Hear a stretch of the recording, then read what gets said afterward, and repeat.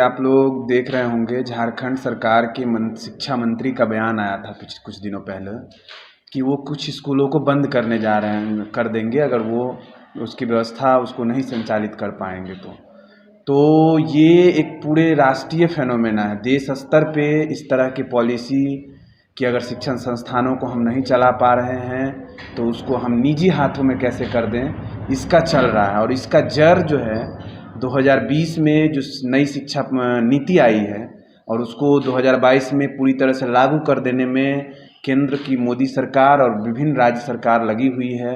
अभी हमने हाल ही में देखा है यूजीसी का चेयरमैन बदला गया है, जो जवाहरलाल नेहरू यूनिवर्सिटी के वीसी हुआ करते थे, वो अब ये बोल रहे हैं कि 2020 में 2022 में नई शिक्षा नीति 2020 लागू करेंगे और इसकी पूरी प्रक्रिया कवायद चल रही है।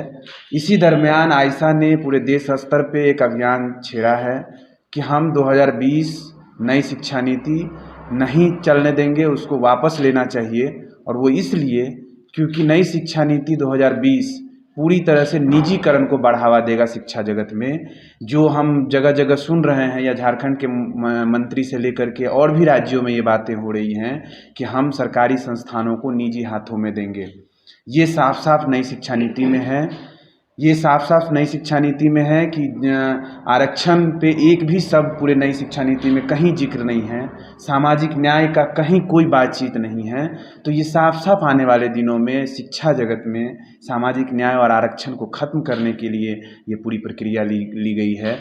हमने देखा अभी तुरंत ही सेंट्रल गवर्नमेंट का जो बजट आया है उसमें, उस बजट को आप देखेंगे, उसका अध्ययन करेंगे तो उस बजट के अंदर कोई नई यूनिवर्सिटी कॉलेज खोलने के बजाय डिजिटल यूनिवर्सिटी खोलने की बात हो रही है।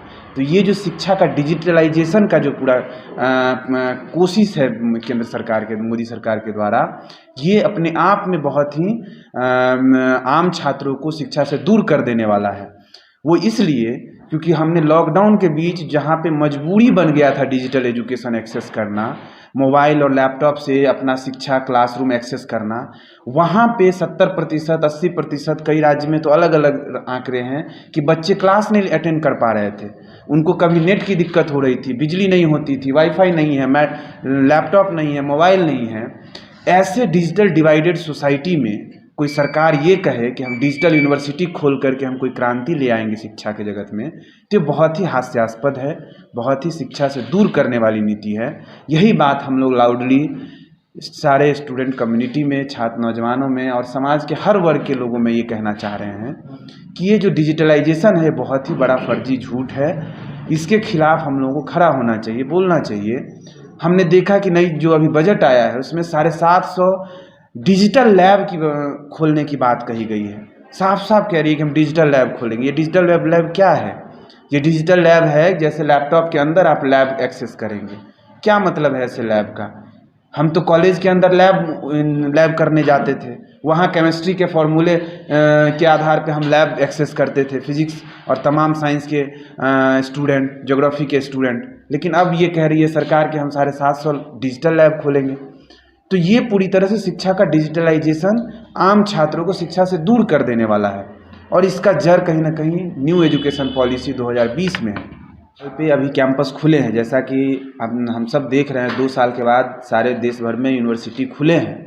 उस यूनिवर्सिटी खुले हुए क्लासरूम और जो स्टूडेंट आए हैं उनके बीच हम लोग इस पूरे सवाल पे, उस यूनिवर्सिटी के इंफ्रास्ट्रक्चर के सवाल पे, शिक्षक भर्ती से लेकर के लाइब्रेरी से लेकर के नई शिक्षा नीति, तमाम सवाल पे हम लोग सिग्नेचर अभियान लॉन्च किए हैं पूरे देश भर में। जगह जगह शुरू हुआ है, झारखंड के अंदर भी शुरू होगा। अभी हमारे साथ यही मीटिंग भी यहाँ होगी कि तमाम कॉलेजेस में, यूनिवर्सिटी में हम इस पूरे सवाल को लेकर के जाएंगे, हस्ताक्षर अभियान चलाएंगे छात्रों के बीच में। और झारखंड के अंदर रांची में भी और आने वाले महीने मई में हम लोग दिल्ली में भी एक बड़ा मास गोलबंदी छात्र नौजवानों का बड़ा अभियान चलाते हुए एक सरकार के खिलाफ, एनईपी के खिलाफ छात्रों को गोलबंद करेंगे।